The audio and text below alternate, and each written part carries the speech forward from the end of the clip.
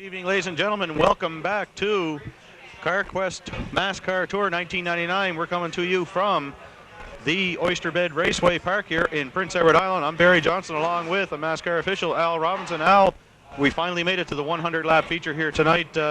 Let's just kind of run down maybe the top 5 drivers here on the grid. Well, Barry, the big thing is the sun's gone down. And with the sun going down, that racetrack has changed. And for those of you people that are new to the sport, by the track changing, that means that the cars are going to be tighter. That means that the cars aren't going to go through the corners with the same ease they went through earlier this afternoon when the track was hot and the car was allowed to slide a little bit. So these guys have all had to make adjustments from qualifying setup to actual race setup. We've got a bunch of guys here that are really gung-ho to go racing. I guess we got to look at the 77 of Dave Gorbett from right here in Sherwood, PEI. Dave was a past MASCAR points champion, runs at the front all the time, multiple feature winner. I think that Dave is probably going to be a real force here tonight. The 44 car, Wayne Smith from Halifax, definitely forced to be contended with. Interesting enough, I just heard Wayne's wife come across the scanner and she said, remember, patience is a virtue. Wayne's known for being in a hurry at times. So you got Ellen Jackson on the other side, and Ellen's telling him, now listen, you got to finish this race tonight, dear, to bring home the bacon. So, he's there. The 81 car, Bobby White from Kennecook, Nova Scotia, always a force wherever he races. Interesting enough, Bobby White had Don Beaterman, who passed away a couple of weeks ago from Ontario, as a crew chief for the last 2 or 3 weeks. With the passing of Don, he has a new crew chief in the place of Jackie Tanner. Interesting enough, Jackie Tanner has been Scott Frazier's crew chief for 4 of the last 5 years. So there's a guy that really knows his way around the racetrack and knows the cars and knows what has to be done to get you to the front and make you a winner. The 48 of Dave Oblinus, new car, came from Hemke Racing in North Carolina. Built by Dean Clattenburg, former MASCAR Rookie of the Year, always a strong runner with MASCAR. So that's a 48 of Dave Oblinus out of Salisbury, New Brunswick. Well, we should just mention right now, Al, on the pole we have the rookie and the rookie points leader, Scott Alexander, who is really putting on a clinic here, I guess, as far as rookies go this year in the MASCAR Tour. Boys, we got 3 real strong rookies. Besides the 15 of Scott Alexander and the Ford, the only Ford in the field tonight, the 79 of Chris Duncan from the Bob Duncan Auto Repair in St. John in the Monte Carlo. We also have number 52, Sean Tucker, out of Rocky Co Truck and Trailer in Fredericton. And Sean Tucker had a real strong run going in Fredericton before he was involved in in Shediac last week, before he was involved with an on-track mishap. And look for Sean Tucker to be right there at the tail end too. He's really a quality driver in a quality car. Actually builds race cars for a living. Well, we see Art Steves out there trying to get them crisscrossed over now and to tighten up the field a little bit as we're going to get ready for racing here. We have, I believe, 18 cars in the grid here tonight. Unfortunately, Junior Kelly, for sentimental reasons that really beyond anybody's control, and anybody who's been following the MASCAR and realized what's been going on with his son passing away in May, he has called it quits tonight. Maybe just a little too soon, Al. Maybe he should wait maybe till next season and sit behind the wheel of that car and just be a spectator for now, I think, maybe. Well, there's certainly not a person in the MASCAR family whose heart isn't with Junior and Brenda Kelly tonight and with Scott's wife, Wanda. And we can certainly understand his position, and we're all with him. Certainly respect his position, and we really hope that in the days or weeks or months to come that he sits down and has another look at this thing and maybe does come back with us. And we certainly appreciate the Kelly family and the Parts for Truck sponsorship. They've been a big part of MASCAR for a number of years, and we really look forward to having them back with us at a later date. We attempted to get an interview with Junior Kelly, but for obvious reasons we didn't pursue it, and Parts for Trucks asked us not to pursue him to get an interview. He just wanted to go and let him race out there, with too much hype and fanfare, I guess is the only way to put it. And we respected those wishes, and we wish him all the luck in his family. And also, I'd like to mention just before this race gets started that a TVMB announcer in St. John just got married on Friday night. We'd like to wish Jim and his new bride, Kim Hennessy, all the best. They'll be over here on the island for their honeymoon, so all the best, Jim, if you get a chance to see this broadcast. Anyway, we got that stuff out of the way now, and let's get ready for some racing here. We see the green flags ready to come out by Art Steves. We got the field all tightened up. Here we go. We're getting ready for racing. 100-lap feature here with CarQuest MASCAR Tour 1999. As we go into turn number 1, Scott Alexander comes out of turn number 2 as the leader down the backstretch. The field is very tight here. It's a very short track. It's rough, and we're going to have to really do some very skilled driving out there to avoid anything from happening. Scott Alexander is really starting to pull away from the pack there down the backstretch as they start to bunch up coming in turn number 4. Scott Alexander's car is a little tight in the corner, right in the corner itself, and he's been losing a little bit of speed, but now he's out by himself, and he's able to let that car walk up the track, pick up a little bit of corner speed, and increase his lead that way. We've got a fierce battle going on between the 79 and the 52 car. So right now we got rookies 1, 2, and 3 at the front of the pack. Oh, we got a little bit of bump in there with number 79 and 71, Rick McCracken. Rick McCracken had to sit back just a little bit after that little bump. As we see John Fleming slowly inching his way up into the pack a little bit. A lot of people are kind of wondering if he can make it 4 in a row, or maybe it was just a fluke. But I don't know. You can't win 3 in a row by being that fluky, I don't think. I mean, he's out there in a great field of drivers.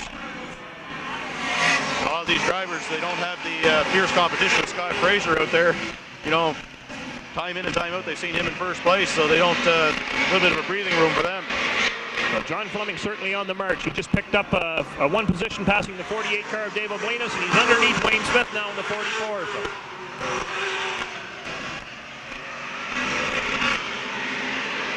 We have 6 laps complete right now. We still have Scott Alexander leading with the number 52 car right on his heels.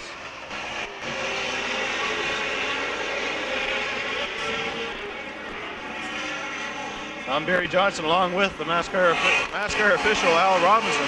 We got a car spun out in turn 2. That's the number Dave Pierce. 21 of Dave Pierce setting yellows out. Yellows out, and we had the number 6 car spin out in turn 3 and 4. Went down into the infield, and that was of George Koskulik, number 6. Thank you. I was avoiding trying to say that name as I have been all night. Okay, so we're going to sit back. The 15 car pace truck will pick up the field. So after 8 laps, we have the 15 car, the rookie Scott Alexander in first place. We've got the number 52 car, Sean Tucker, sitting in second place. Number 71, Rick McCracken, in third place.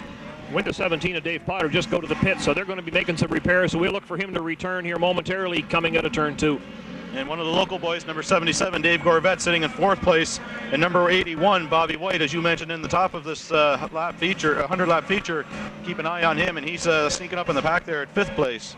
Well, there's your top 5. We haven't changed a lot. The 15 car is doing a fantastic job. Like I said earlier, the only Ford in the field tonight, and he's been showing Ford proud. There's no doubt.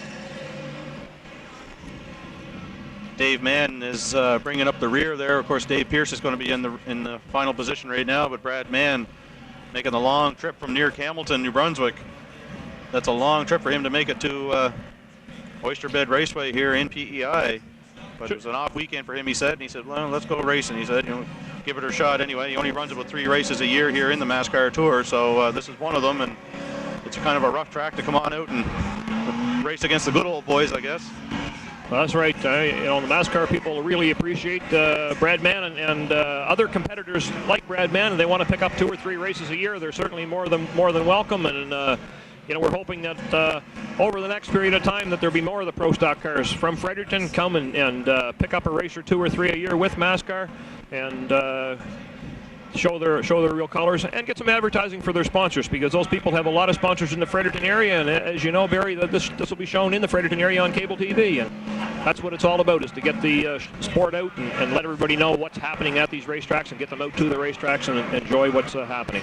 Well, we are shown in English and French province-wide in New Brunswick, and I believe it's Channel 9 on the French side in New Brunswick and Channel 10 on the English side, and we are glad to bring you this, and this is rather a new feature for us at TVMB, bringing the whole MASCAR Tour. So we go from hockey and from the cold rinks to the hot stands here out in the other racetracks. Actually, we're going to be bringing hopefully some ball hockey to you sometime soon, and we've been bringing you baseball, and we just really glad to bringing as much local sporting action as we can, because a lot of these, we won't say kids when it comes to MASCAR drivers, but kids when it comes to baseball and hockey, we're really glad to show them off, and these guys can really, show off what they got around the province. Art Steve says the car's crossed over, and we'll be going racing the next time around. The yellow flashing light is off in the pace truck. He's got the rolled up green. Spotters are just telling their drivers, get ready, we're going the next time around. Why is it that we possibly don't see more drivers out here for the a complete tour? Is there a possibility of making it mandatory for all cars to travel for each race around the tour? Well, right now we're, I don't know which is the best way to put it. Let's just say that there's another tour around, and some of the guys are going to have to make a decision on which way they're going to go. But anyway, here we go. Sean Tucker, a fantastic start into turn one and passed on the high side. And away he goes, almost reminiscent of the race in Shediac last weekend. Which is very hard to do when you're coming out of turn number one and into two. We got a caution.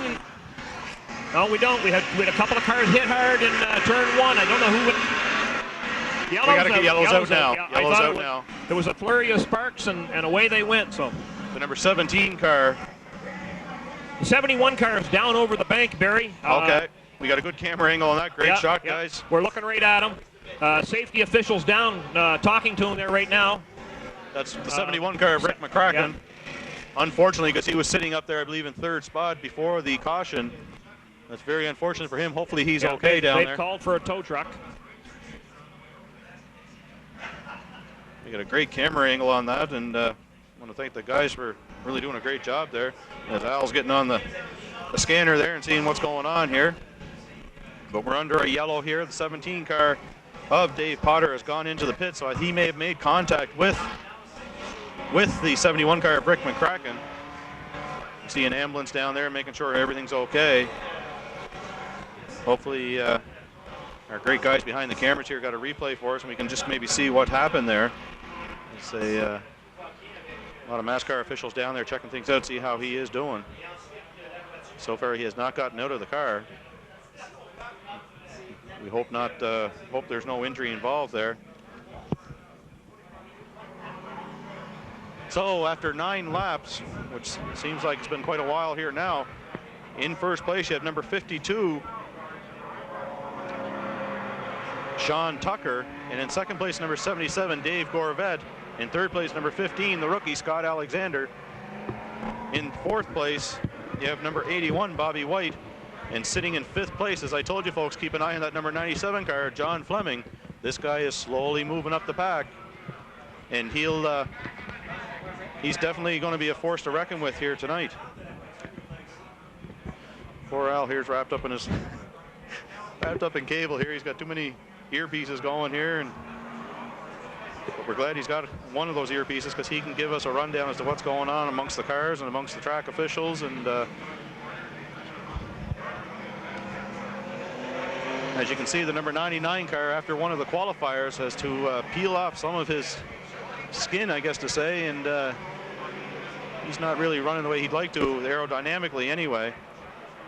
Yes, Barry, I've got a report from one of the MASCAR officials down there. The Rick McCracken is okay. He's shaken up a little bit, but they're going to check him out precautionary-wise, and things look okay. Well, we hope that everything will be okay. We don't want him to be hurt, for sure, because a lot of these guys, Al, have to go and go to work Monday morning, a lot of these guys, and a lot of them are self-employed, and unfortunately there's no workman's compensation in this field. It's like playing hockey on the weekends, the rec leagues and things like that. So we really hope that he isn't out of commission for very long. Hopefully, as you say, precautionary measures, just shaken up a little bit, and sometimes an accident, ever so slight, is enough to shake you up a little bit. Yeah. He's out of the car and walking around there now, Barry.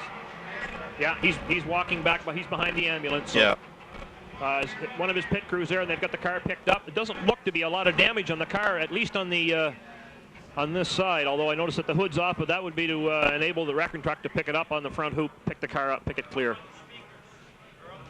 I don't know if he got into the ambulance or not. I think he was walking behind it, walking back to the pit. He's walking there. I see him going with the officials, and he's mobile.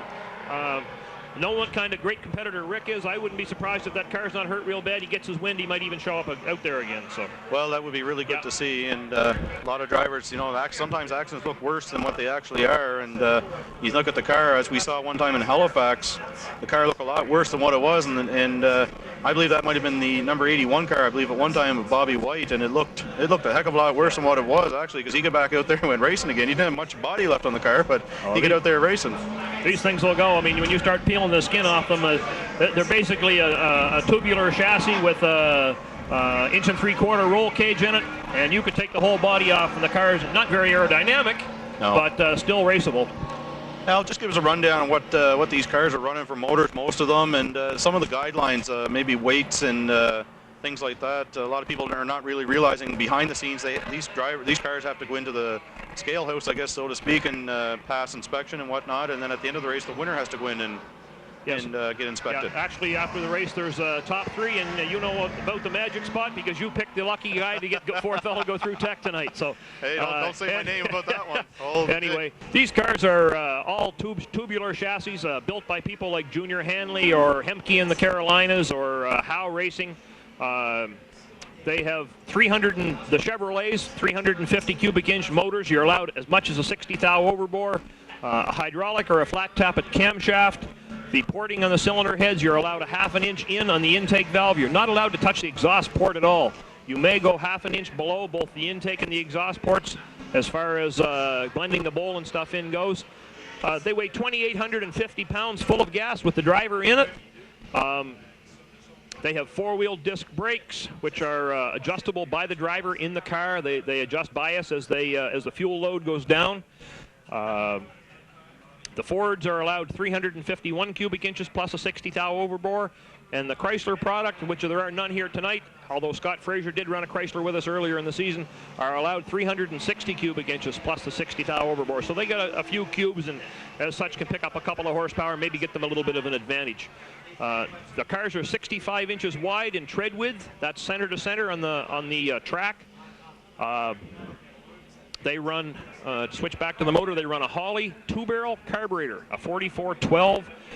Most of the motors produce between 420 and 430 horsepower on a dyno. We do have a couple of guys that are a little bit over that, but they've paid dearly for it. The engines in these cars run about $18,000 a crack. Anyway, Barry, yellow lights out in the pace truck. We're going racing next time around. That we are, and I appreciate the rundown on the engines and the cars and everything else there, because I don't think I could read that off a sheet of paper. But obviously you got her to memorize, and been around this long enough, so I see the green flag coming out. Art Steves is all set and got them ready to go. Got them all lined up, and we're going back to racing. In the lead is the number 52 car of Sean Tucker. In second place, temporarily anyways, number 77, Dave Gorvette. And hot on their heels is in third place, number 81, Bobby White. And look who's up into fourth place already, Al, John Fleming. Yeah, but anything can happen, as we saw with poor Rick McCracken, so we'll have to wait and see what happens there. Well, there's a real race. But the number 48 car of Dave Oblinas, he's really moving up in the pack there too.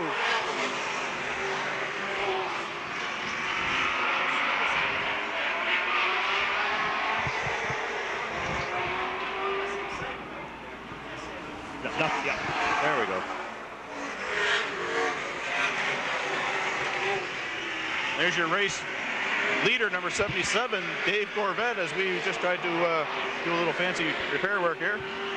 Your race leader now is number 77, Dave Gorvette. Sitting in second place is number 81.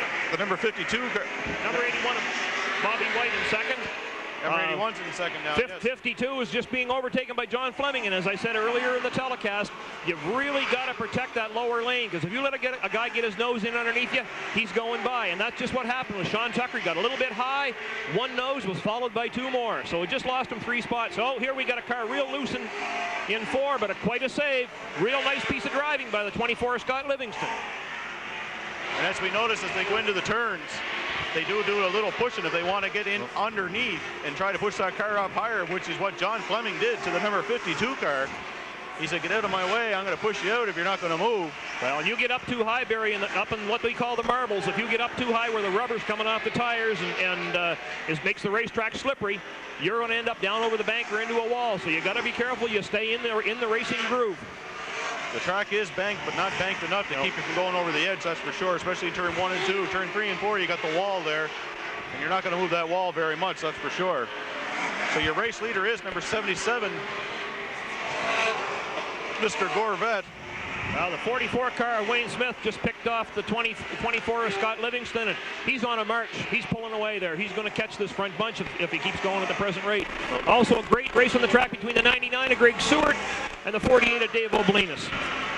Seward just won that little bit of a race right there, but just before we went on here, we kind of didn't wager any money or anything, but we kind of took bets up here amongst the French commentators and ourselves here, Al, and I think we all kind of agreed on Wayne Smith, I think. But we'll have to wait and see if our little bit of betting come true. There's no dollars involved, but just a friendly little wager, that's all.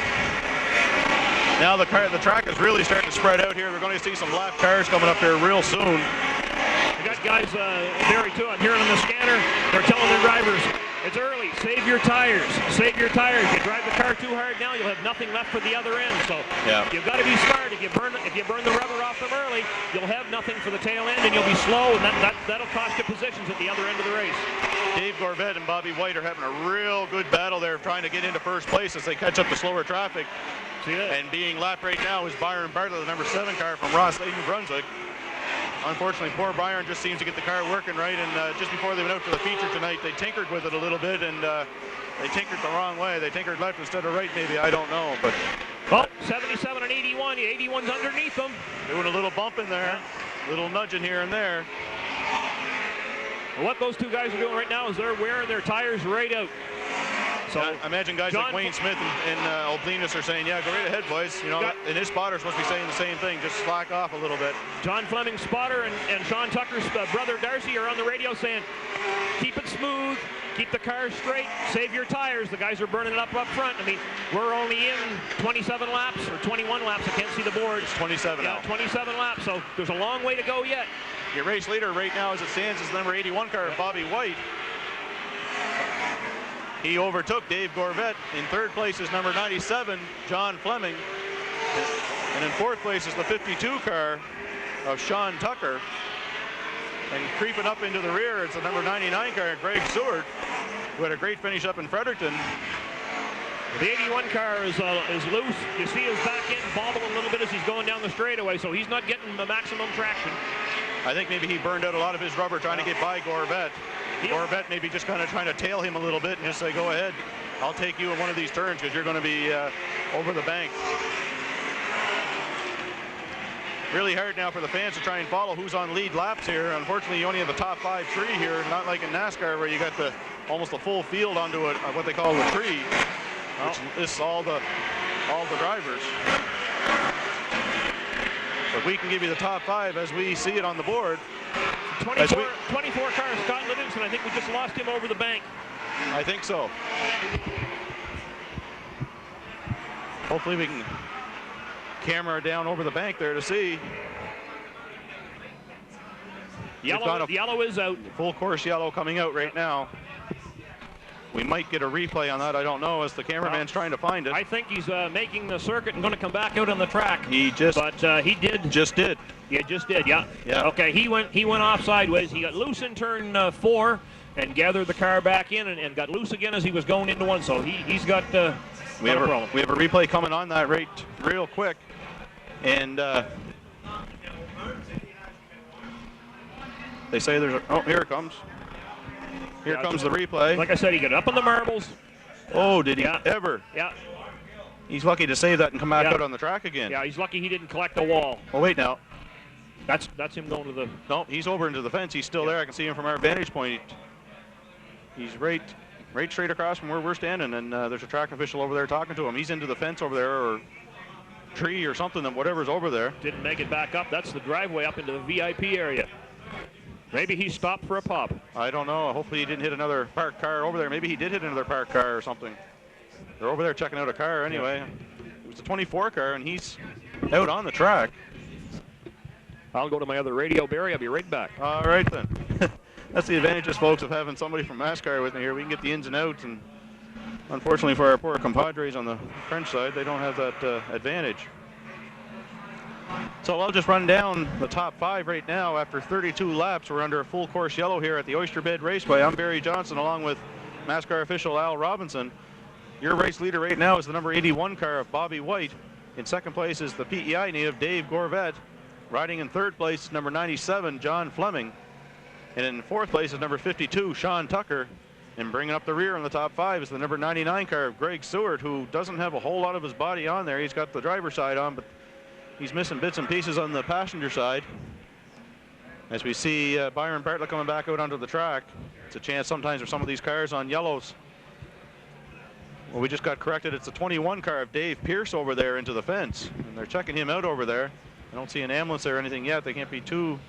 Hopefully he's not hurt or anything. I believe there is a fence over there. It's hard to see in the dark. But...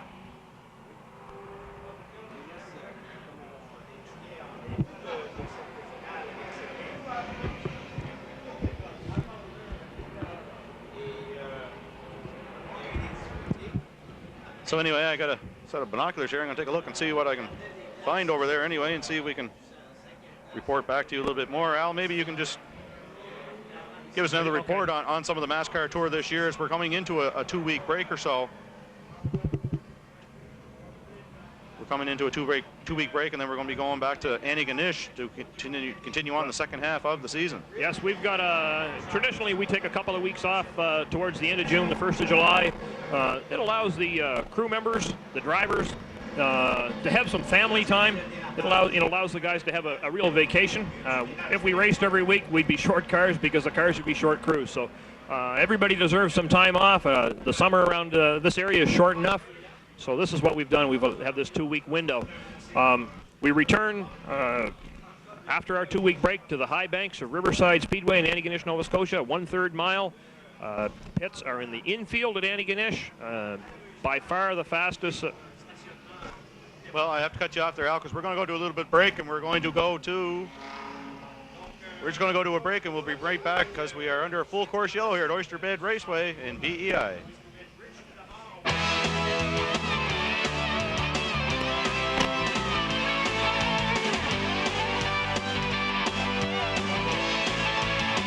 And welcome back, ladies and gentlemen, to Oyster Bed Raceway Park here in PEI, as we are bringing you CarQuest Tour, MASCAR Tour 1999. We are under full course yellow here with 32 laps complete. Al, that number 21 car of Dave Pierce was really wedged in there, and they said in between 2 trees, and thought maybe they're going to have to cut him out of there. Just give us a rundown as to... Well, it looked like, Barry, it looked like Dave was trying to get back out on the racetrack, and something happened in the front steering, and he just shot into the woods at the track entrance. Been a rule of thumb with MASCAR for quite a while now. What we do is, it's inconvenient for the fan. However, it costs a ton of money to run these cars. And if it takes 1 or 2 or 3 minutes extra to lift a car out safely without breaking anything else on it, we take that extra time. Just respect for somebody else's equipment. And we want these guys to come back, and we want them to race again next week with us. We don't want to destroy anything needlessly. So that's where we're at. Well, we're getting ready for racing after we got Dave Pierce's car out of the trees. And we got the green flag from Art Steves as the 81 car of Bobby White is in the lead. Close behind him is number 77, Dave Gorvette. In third place is number 97, John Fleming. And fighting him for third place is the number 52 car of Scott Duncan. Sean Tucker. Yeah. What's happened here, Barry, is with the full course yellow, it's allowed these guys to cool their tires off, to cool their brakes off. So these cars starting out again are going to be just as fast as they were when this race started. That's for sure, and it's almost restarting the race all over again, except you're a little lighter with no fuel, a little less fuel, I should say. Notice some sparks coming from underneath the 44 car. No. Oh, we got a full course yellow again as we have the number 88 car of Chris Hughes spun out. And a little front end damage there. I don't know if he bumped into somebody or not. Unfortunately, we can't have all eyes in every turn and every corner around here, but with the miracle of replays, I think we might be able to see what happened there. he must have bumped into somebody because the front end is banged up on that car. But guess we don't have a replay for that, but he's back out on the track and just giving things a little twist and turn to see if everything's structurally okay. He's just shaking that car down, Barry, make sure there's no damage in the suspension and there's no tires rubbing on anything. And he does have some front end damage on that car as we see him coming down. Well, the replay shows the 24, Scott Livingston, bouncing off the wall. And the 88 car actually is talking to his crew in the scanner, and he's saying to his crew, "Who turned me?" Yeah, he's got a little bit of a bump on the nose of the car. We got a great camera along the wall down there. It's showing you folks at home a great camera shot. It was a fantastic shot on the 24. He just shows the asphalt and the sparks flying. And it's a risky spot. We couldn't put a cameraman in there, that's for sure. So we just left it there to fend for itself. Not one we liked anyway, eh? No. The job's open if there's anybody out there who'd like to apply. Well, nobody being fired from the crew, so obviously, or he'd be sitting down there. Oh, I shouldn't say that. That's not right to say, but we're just having a little fun here while we're under a yellow. And Art Steves is going to get them to go around, I think, one more time. He's down on the track, going to get them lined up the way he wants them, because he's the man with the power out there with the flags. But there's many people behind the scenes here. Al, just roughly how many people are behind the scenes, and what are some of the jobs going on behind the scenes here, without mentioning too many names? Well, I can run right down through it. MASCAR's got about 18 employees that it takes to run a regular race day. Ken Packham's our announcer. Nora Melanson looks after publicity and promotions. Doug Daly is our race director. Dave Dixon, Mark Foster, and Fred Driscoll look after the technical end of things and the on-track officiating. Lavonna Stevens, and I know how to spell her name now. She's told me a number of times. And Brenda Foster and our scorers, and they work for Verda Jackson, who's our head scorer and statistician. Tanya Brown and Sarah Dixon look after our sticker program, and I hope I didn't forget anybody. Well, that's quite a crew for sure. I mean, there's a lot of people behind the scenes here. And you guys do a phenomenal job, and each and every week. And if there's a glitch in the system somewhere, we don't seem to see it at all. And well, these are all dedicated volunteers. I must point out they're volunteers. They give up their time every weekend to help MASCAR out. And without these volunteers, we wouldn't be able to put a show on. But the yellow light is out on the pace truck. Next time around, Art Steves will be showing them the green flag. We're going to go racing again. And as we at here at TVMB have a lot of volunteers that bring this program almost each and every week to you people at home. So 21 car coming back on the track right ahead of the leaders on a restart. Well, folks, what do you think of that? That car was lodged in between two trees and thought we were going to have to get a chainsaw to cut him out. And he's back out there on the racetrack. So, folks, that's dedication. Never count any of these guys out. These guys, they don't work all week on their car just to go home and say, well, I crashed, so what? But we're back to racing. Art Steve's got the green flag out. Your race leader right now is the number 81 car, Bobby White. In second place is Dave Gorvette. And we got a spin out into the infield. I can't see from my vantage point who it is. I think it's a 97 of John Fleming. Oh, what a setback for John as he started way back in the pack.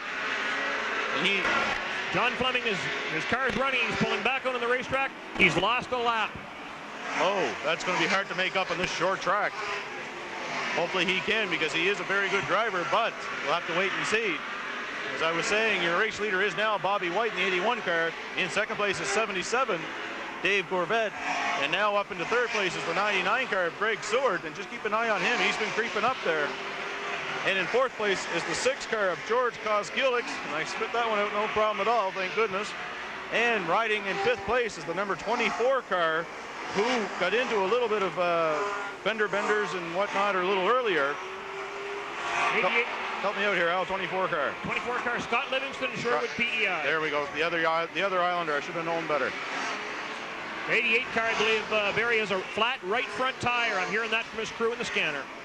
That's not good for him right now. So, folks, after 39 laps, your race leader is the number 81 of Bobby White. As we just mentioned, the 97 car going down the back straight stretch either got nudged or spun out. I would imagine he probably got nudged and spun out into the infield. We didn't go under a yellow, and we're still racing. But he's down a lap, and he's got a long ways to go. Jackie Tanner, the crew chief for the 81 of Bob White, is telling him, you've got a half a straightaway lead, bud. Take it easy. There's the number 52 car of Sean Tucker, spun out into the infield. As you see the cloud of dust over there. No yellow come out on that one. Hopefully he can get that restarted and get back out there. And as John Fleming, I think he's going to be down a lap here real soon. And I think Yellow's out. Yellow's out right now. He stalled in the infield. Have to get the tow truck out to take him out there. Nope, he got it started. He's going. Looks like he may be heading towards the pit. I wonder, Al, if there wouldn't be something spilled over on that side of the track. That's almost the same spot where John Fleming spun out, and I'm just... It could very well be, Barry. We just see if we can't get the 52 car and see what they're doing pit side. We're just, I'm speculating on a spot of oil or engine coolant or anything at all, maybe a little bit of water, brake fluid. It's hard to say what might be over there, but there's definitely something over there that's two identical cars. We have a replay of John Fleming spinning out down the backstretch. Great camera shot. He, I think, might have gotten nudged there. I think he might have got nudged by George Koskulik, maybe, as we back that up. Coming down the backstretch, as he was battling a bit. No, I think he just lost it and coming out of turn number 2. There doesn't appear to be any marks on the front end of the 6 car at all. Usually you'd see a nose piece pushed in or whatever, and there was a speck of green or something off of John's car. But great camera work there once again, and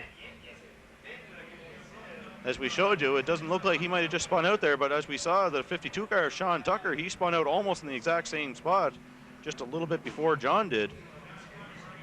See, a track official went over there just to see what might have caused that. We don't see a track crew out there trying to clean things up or anything, so obviously it's all right. The 88 car just returned to the track too, Barry, down 2 or 3 laps, changing that right front tire. Very lucky that the yellow came out when it did, saved him from going down a whole bunch more. That's for sure. As in the MASCAR Tour, the yellow flag laps do not count, so you do have a chance to win and get pitted, but you lose positioning, but you don't lose a lap. That's right. That's right. It's 100 green flag laps, and that's what the fans pay for, green flag racing, and that's what we give them. Well, these fans here tonight are definitely not disappointed. I'd have to say close to 2,000 or more here tonight for sure. I think you're even a little low. We're probably around the 2,800 mark. Okay. If we could see inside at the VIP area. Okay. And that area is full of people from Parts for Trucks, who are tonight's race sponsor, and they're guests of the track and Parts for Trucks. It's a promotional venue for them. So there's probably close to 400 or so just of them alone. Yeah. So it's great to see all the fans out here supporting.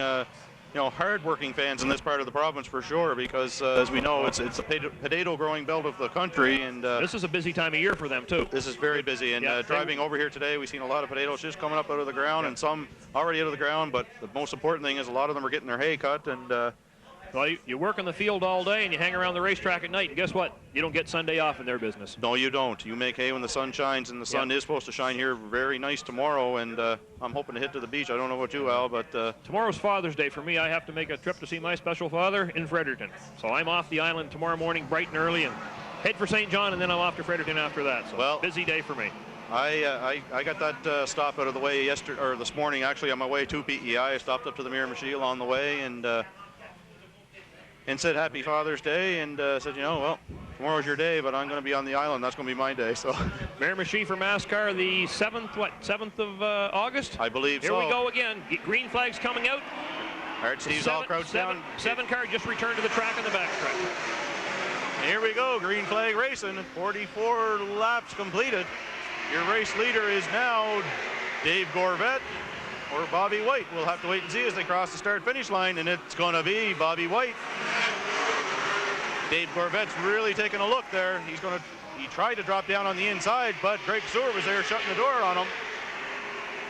Greg Seward kind of been unnoticed so far tonight, and all of a sudden, look who's there, eh? Surprise. Well, no surprise at all. Greg Seward, many-time MASCAR champion, knows his way around this racetrack, has won some big races here, and Wayne Smith right behind him. So we're turning into one heck of a race up front. We're seeing some different numbers on the leaderboard, that's for sure, in between turn 1 and 2, and we've seen a lot of changes here tonight. So your race leader right now is the number 81 car, Bobby White. Trailing close behind is number 77 and 99 and 44. It's the only way I can describe it right now, because they are really battling. But as they're battling, they're wearing down a lot of rubber too. So. Bobby White's got the advantage now because he's out front and he can run his own line. Oh, we have a spin. John Fleming in turn 2. I don't know what John Fleming's having a real tough time here tonight. John Fleming was collected there by I believe the 48 car. It's going to go down another lap. No yellow flag as of yet.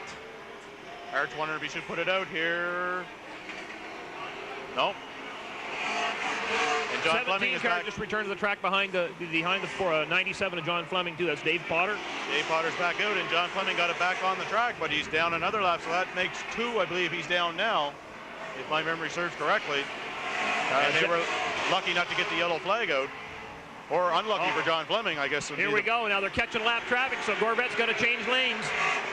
And that's going to be tough. That's going to slow him down. He's getting in line, and then you have to move. So Bobby White's got to protect the inside. We talked about that many times earlier. That happened to Dave Gorvette in Halifax. He was fighting for the lead, and he got into slow traffic and couldn't get by them. And he said that was a real curse for him, because he said he had the car, but just couldn't get around the slow traffic. You have to be able to work traffic in order to win in this bunch, for sure. These are very skilled drivers, because these guys are just within a hair between one another by times and don't touch one another. It's just a hair off disasters where they all are. Basically, that's basically the way you call it. And there's Bobby White and Dave Gorvette, a real battle going on out there. Yeah, they're going to catch lap traffic again. So Gorvette's got in line this time. He got him on the inside. Oh, into the wall. Blew a tire, I think. I think Bobby White blew a tire as he rubbed against Dave Gorvette. And yellow's out, Barry. Sparks were flying. Oh, it had to be out for that, because I believe he blew a tire and he got into the wall. He's got some steering problems. He's up into the wall again. He's got some definite mechanical problems there. Or the transmission dropped. There's a lot of sparks coming at the back end of that, and hopefully we have a replay on that as he comes down now. He's gone into the pits. A lot of sparks flying from behind that car. And as I see out the back window, his pit crew are really running back to their pit area. I think, Barry, they may have a left front tire flat. So there may have been some contact between the 81 and the 77, and he may have cut a tire. We'll see if we can't get something here. I think that's what's going on. They are...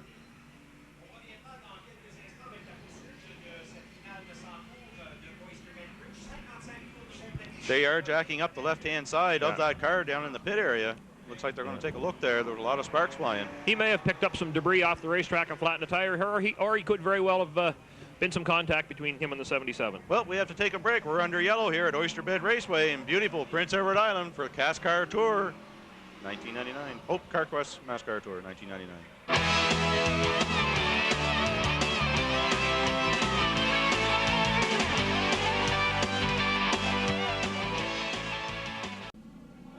And welcome back, ladies and gentlemen. We just took a short break as we are under full course yellow here. The yellow light has gone off in the pace truck. We're going to get ready for racing here shortly.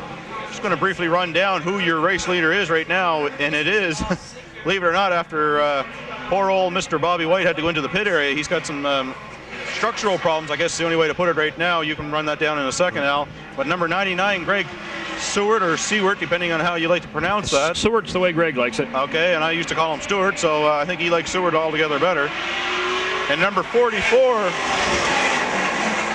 the number 44 car of Wayne Smith is now running in second place. Well, Barry, the 77, to take us back to the incident, the 77's been put to the tail end of the pack, so he must have been, MASCAR officials must have felt that he was involved in the crash with the 81 and have penalized him for being there.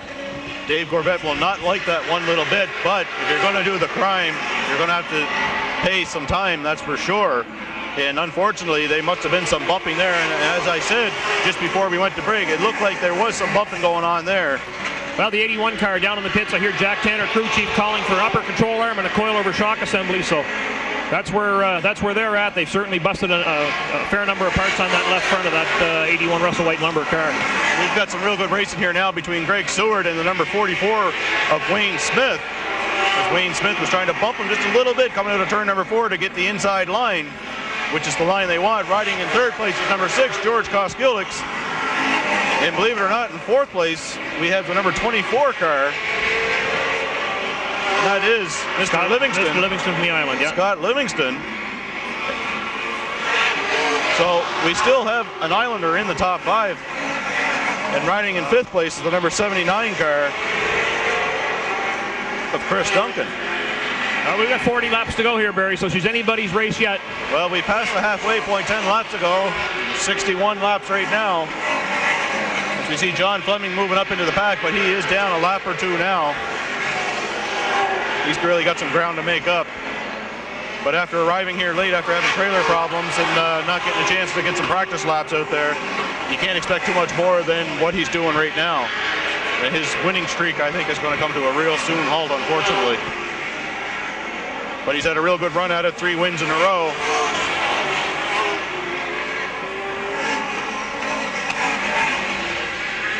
So your race leader right now is the number 99 car of Greg Seward. Riding in second place is number 44, Wayne Smith.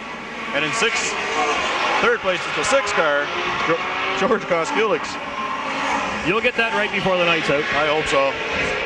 The air is so dry here, we got a lot of dust roaming around. It makes it hard on the talking. Does that mean it's my turn? That means it's your turn, because I got a bottle of water here sitting in my hands. Okay. You step right up. We've got John Fleming making quite a march from the back end of the pack, but looking towards the front, we've got the 99 of Greg Seward out of Halifax and the 44 Wayne Smith out of Timberlea, Nova Scotia, followed by the number 6 George Koskulik out of Pictou. Quite a race at the front. They're following single file. I think these guys are saving their tires, maybe waiting for that last 10-lap dash. We have the 77 and the 79 at a little tussle there. The 77 uses his bumper to move the 79 of Chris Duncan out of the way. I think we have a car just returning to the racetrack too. Coming out of turn 2, we have the number 88 of Chris Hughes due to come back on. Well, I come out of the pit area, now I'm back and ready for action. The only way to describe it, we got a little fuel there, I guess, a little water. But we see Dave Gorbett doing a little bit of bumping there, and I think he better watch himself. He may get another warning and sent to the back of the pack. Dave's anxious to get back at the front. You know, the Skull Link Fast 5, a very important part of the MASCAR show. And he's a fierce competitor out there, and when you're in behind your home crowd, or playing, I should say not playing, I'm trying to think of hockey here, but when you're driving in front of your hometown crowd here, you really push that little extra. But he's got to be careful how much he does push. But maybe his crew is just giving him the green light and say, look, go what you think you can do and make the best of it right now. I'm looking there at the field, and we got some lap cars mixed in, and I'm pretty confident right now saying that the 77 of Dave Gorbett is probably in 4th spot. I would think so, because John Fleming is not in 5th place. John Fleming's not. And the 79 of Chris Duncan, I would say, would round out your top 5.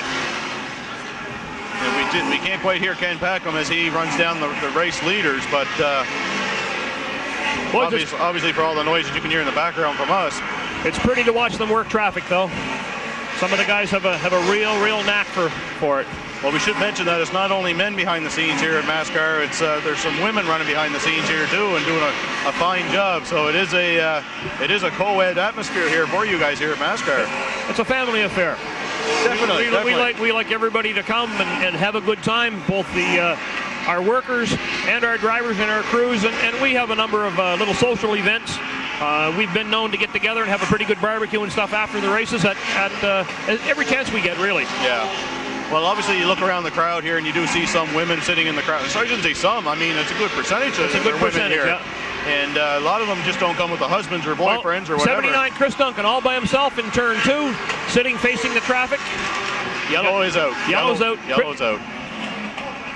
He got up high in the marbles, and when you get up where all that used rubber and stuff off the tires and stuff is, she'll come around all by herself. You don't need to help it.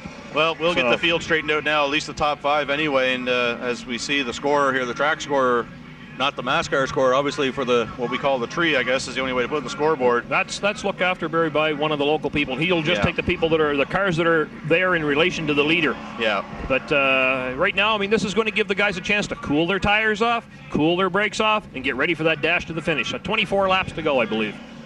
Looks like, 76 laps have been completed. And we are under yellow, where none of the yellow caution laps do count. So, like you say, it is a chance to cool down the tires. And as we see the number 17 car of Dave Potter just waiting to get his position into the pack. Scott Alexander, who started on the pole, has not been a force to reckon with here at all tonight. No, Scott seems to be chasing the chassis around a little bit tonight, but they're rookies on the tour, and they haven't seen all these tracks as many times as these wily veterans. And it certainly makes a difference. When we come back for our 200-lapper, our GM Goodwrench 200 here, the long weekend in August, Scott Alexander will be a much better car, and he'll have things figured out. They're a quality team and an asset to the tour. Well, Al, as I take a look in behind us here back to the pit area, I see all 4 wheels off the ground on the Bobby White car. I know that's not a real good-looking sign back there with only 24 laps to go. I don't know if we're going to see him come back or not. Well, they'll make every effort to get back on, because you never know who's down what number of laps towards the tail end. And if they can come back out and run 5 laps, that may get them one position later on in the race. And one position means 2 points in a points championship. So every little bit of ground you gain is very important to the big picture. We should mention also, a lot of people thinking John Fleming winning 3 back-to-back races is way up high in the point standings. Well, folks, I have the sheet of paper right here in front of me, and John Fleming, after winning that many races, 16? is running in 15th place. So obviously the first 2 races didn't help him a whole lot. And John Fleming was with us the first exhibition race at Moosehead Premium Dry Speedway at the Atlantic Winter Fairgrounds in Halifax. The second race at Andy Ganesh at Riverside Speedway, the long weekend in May. John Fleming ventured to the States to run an open at Oxford Plains Speedway on Saturday evening, and he and the crew burned out before they could make it back to Andy Ganesh on Sunday. And the first race of the year is an incentive race, and it's for double points. So John actually lost 2 complete race meets by missing that first day here. Unfortunately, maybe a bad judgment on his part, because after winning those 3, as I've been saying, back to back, he may have been right up there. That might have put him in first place, but maybe for sure. By going to Oxford that first time could very well cost him a MASCAR Points Championship. But as the talk is around the MASCAR Tour, these guys, like you had, I guess, said earlier, have to make up their mind. Do they want to race here, or do they want to go south? Is the money that much better south? I don't know. I don't know if it really is after you truck down there and only get X amount of dollars to come back with, as I've been hearing through the rumor mill. I've been walking through the pits and hearing things, and it's a pretty simple calculation, I guess. The tires are a little more expensive. The travel is much more extensive. It's a lot longer way from Halifax to Oxford Plains than it is from Halifax to PEI. MASCAR doesn't pay as much money up front to win, but MASCAR pays the guys in the back end so they can afford to get back the next week. We do have a policy in place where we pay guys expense money to help them get to the racetrack and help them get home. MASCAR was put in place in 1982 by a bunch of guys that raced this classic car and wanted to continue to race this classic car. And there wasn't enough cars in each local area to be able to race Saturday nights at their own track. So they got together in Riverglade, and Ernie McLean's barn is actually where the first meeting was, and decided to form MASCAR, and they formed it so everybody could race. And that's the premise that's been operated on since 1982. It's unfortunate that some of these guys want to run for the big bucks down south, but unfortunately the grass isn't always greener on the other side, and there's only one winner. Now, MASCAR tonight, the winner will take home somewhere between $1,200 and $1,500. The U.S. races pay $5,000 to win, but the guy from 5th place back will make more money here, and they'll all be back. And usually the cars that are more heavily sponsored are the cars that run towards the front of the pack. Yeah. So we're allowing the little guy, the guy that doesn't have those stickers and that sponsorship all over his car, a place to race and a place to put on a show. And we appreciate having everybody in the field. Well, not just the first place guy. We like to have the last place guy, and we'd like to see more people come out, more cars that come out. Anybody that's got a business looking to sponsor a car, we've got guys here. If they wanted to call Ken Packham at home, or call myself, Al Robinson. Ken Packham's in Halifax, I'm in St. John. If they want to call either one of us, we certainly can line them up with sponsorship for the tour, or we can get them or recommend a quality car that would do a real job for them advertising-wise. Obviously, the name that comes to mind right away is a fellow that's trying to fight, and it's his first year back after a year layoff. Is Byron Bartlett, kind of a guy that's close to us down there in Raceway. Yep. And he's fighting to try and keep his sponsor, obviously, and he's at the back of the pack. He's been in and out of the pit here tonight, if 5 times. They're working their butts off. I mean, I know them all, Byron personally, and last. I've talked to Byron quite a bit myself, as we lost you there for a little bit, yeah, but I'm back again. But Byron tries each week. I mean, these guys all volunteer their time. I mean, they're not, the pit crew doesn't get paid here or anything. Nobody like gets paid. So. They're working their butts off, and they'll figure it out. It's just a time bit. It's unfortunate we don't have a track in St. John where a guy can go out and play for a night or two, because that's what you need. You need track time and seat time. We're back to Green Flag Racing. I'm sorry to cut you off there, Alice. We got Greg Seward, who hangs onto it coming out of turn number 4, and him and Wayne Smith bumped a little bit coming out of turn number 4, and Wayne Smith does take the lead from Greg Seward. 77 laps complete, and boy, oh boy, as we took a friendly little wager up here, it looks like it may come to head here right now. That was a real gutsy move, but you got to commend Greg Seward on that one. He hung onto it because he could have took himself and Wayne Smith out of the race pretty well altogether. And as you may have seen on one of our camera shots, that shot would have come right into your living room. So your race leader right now is the 44 car of Wayne Smith. In second place is number 99, Greg Seward. And in third place is George Koskilix. And I don't think we can count George Koskilix out of this. Here we go, Barry, 81 car, Bobby White. A whole front corner on it, ready to come back on the track. Well, folks, now if you only can see what went on behind the scenes there, as I did keep an eye on it off and on looking back there, these guys worked feverishly. Here he is back on the track, folks. Can you believe that? Never give up. Never die, never die, that's for sure. These guys should have that in the dashboard of their car, I think. So don't get confused. He's not on the lead lap. He's not running in fourth position. He's just running right now for points, I think. He's staying down low, out of the way. He's letting the other guys race for it. Yep. Which is all he can do right now. He knows he's a competitor, but give his pit crew a big hand because they got him back out there. That's all that counts right now. Well, those guys would be down there just wiping the sweat off because they'd be beat.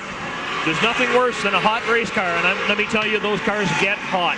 Well, after being in Shediac last weekend and after they come off their practice laps, and the temperature outside was about 32 degrees, I think, and around those cars it had to be about 42, I think, at least. So I understand that from a personal point of view.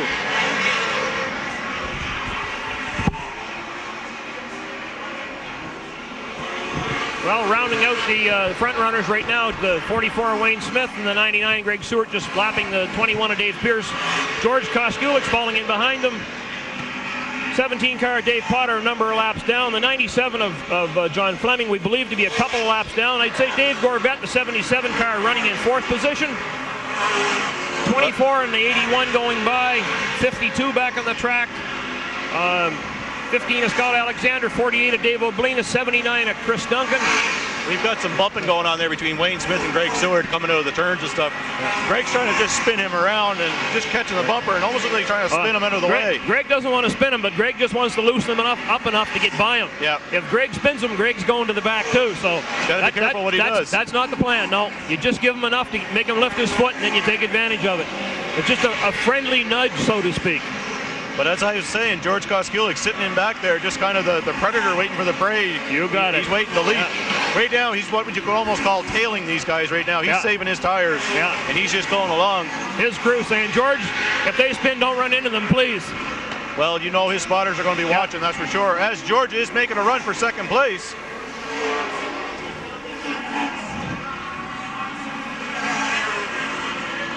George is trying to get by Greg Seward and just couldn't get by him coming out of turn number 4. 10 laps to go. Dave Pierce looks like he's having some problems there. He's really slowed down. Dave Pierce, Dave Potter, being very courteous, staying low, staying down out of the way. The rest of these guys are giving them lots of room, letting them work traffic. That almost like Dave Pierce got problems. He's gone to the infield. He's pulled out of the way. I don't know if he got some fuel problems. He came out of turn 4 really slow. Then he went into turn number 1 and just couldn't finish with turn number 2. Art Steves feverishly waving the move over flag, letting these other guys know that the leaders are coming. Let them race. Let them work the track. So your race leader right now is Wayne Smith in the 44 car. In second place is number 99, Greg Seward. And hot on the tail is number 6, George Koskilix. Good thing I can say that now because we're going to have to mention him, that's for sure. John Fleming putting on quite a show for a guy that's been spun twice and been to the center field. You know, he's hanging right there. He certainly, if he's on the lead lap, has done a credible job, although we don't believe he is. He's put on quite an exhibition. The 6 almost got the 99 low, so Greg's using his tires up. 94 laps complete, 6 to go. And boy, this is a fantastic finish coming up. The 6 car working the inside. Is he ever working the inside? Yeah. Hanging on to it in turn number 1. And you're right, John Fleming is putting on a driving clinic out there. Look at him going. Yeah, they're by them racing tight like that, they're letting Wayne Smith run his own lane. He's going to run away with it. But boys, the run for second place is going to be feverish. Oh, there's, look, the 97 of John Fleming just drove by Seward and Koskilix. But he's definitely got the car. It's too bad he wasn't on the lead lap, but he's racing for points. Obviously, he wants to finish up fairly high. He wants to try and gain at least 1 lap back. If he can pass Wayne Smith, he does get a lap back. 3 laps to go. We're on lap 97, soon to hit 98. There's Dave Pierce on the track again. Going to come up on slow traffic again. Dave Pierce driving very slow out there. 2 laps to go. 2 laps as we see the popsicle sticks going up. Art Steve's going to get ready to wave the white flag. White flag lap, last lap out. White flag is now out. As I do believe George Koskilix has passed Greg Seward. Yeah, he got him low coming out. Great. Every time. That's where the passes have been all night. Oh, Wayne Smith got nudged by John Fleming and spun out.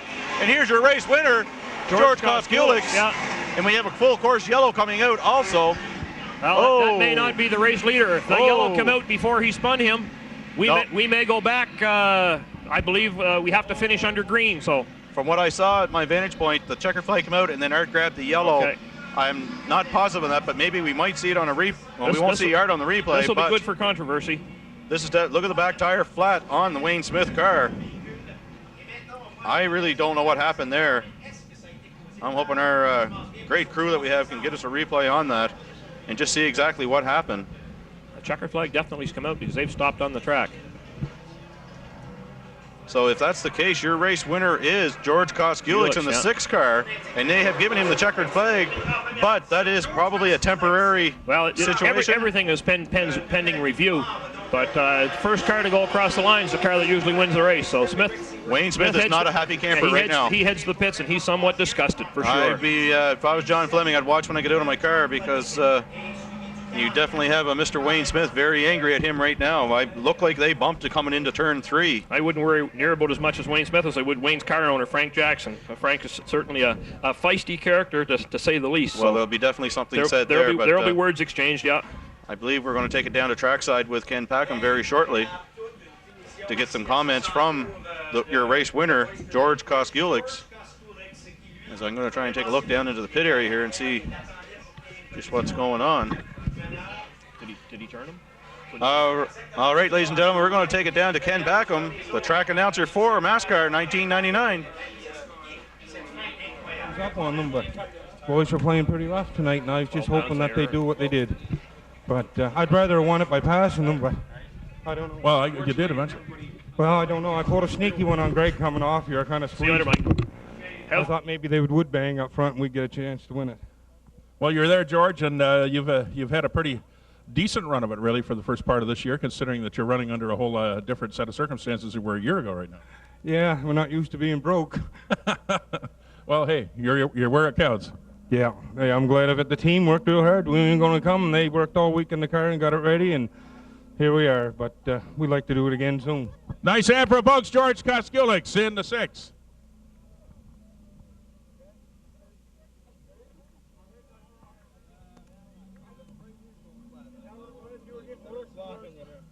You're just checking on a flat tire in the right rear? Yeah, the right rear is going flat. I can feel it with the last restart there. That's how Wayne got ahead of me there. But I just held on for dear life. I got in the way of a few guys, but nice to finish second again. Damn it, we haven't won another one in over a year. So. Well, you're getting it close enough now you can sniff it. Well, there's no question. It's fun to be right up front again, that's for sure. Well, you're in the right place, Greg. You're doing a heck of a job, and your guys are doing a good job for you, too. Thanks very much, Ken. Good. Nice hand for Greg Seward, folks, the Minute Muffler car.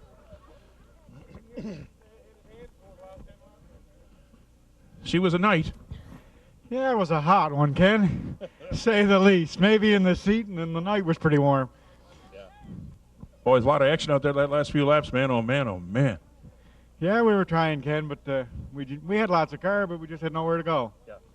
Look, we got a number of people out here right now that have a lot of car, and it's certainly making for some entertaining racing, I'll tell you. Well, anybody that don't enjoy that kind of racing, I mean, they're not going to see much better in Atlantic Canada for sure. Absolutely.